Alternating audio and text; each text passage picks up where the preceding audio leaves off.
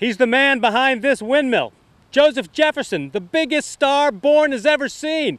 Find out more about this acting legend next.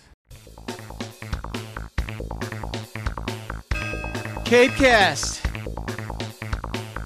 We're at Bayview Cemetery in Sandwich, and this 10-ton boulder marks the final resting spot of Joseph Jefferson, one of the best-known folks ever to live on Cape Cod. For more on Joseph Jefferson, world-famous actor of the 1800s, let's cut to Bourne. We're here at the Abtuxet Trading Post Museum in Bourne, and it is a fabulous windmill kind of place. We're on the trail of Joseph Jefferson, actor, fisherman, artist, well-known guy in the 1800s. This used to be his art studio back at his swanky sort of mansion here in Bourne. And now the studio is alive again with more artists and more fun. Check it out. So Eleanor, we're in Bourne and we're talking Joseph Jefferson. Tell us a little bit about him. He was born in 1829 and he was best known for his role as Rip Van Winkle, which is a character that was created by Washington Irving in 1819.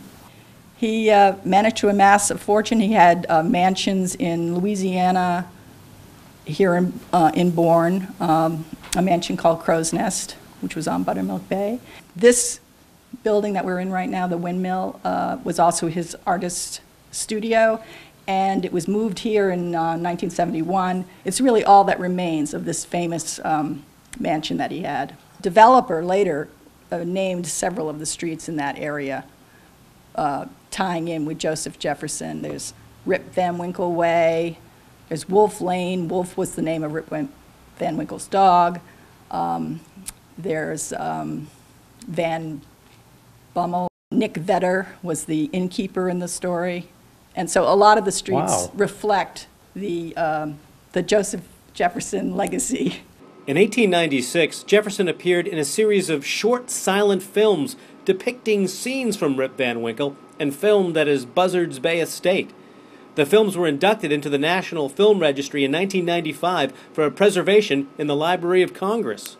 He managed to make some very good connections to some famous people and powerful people like Grover Cleveland, who had his summer White House in Gray Gables.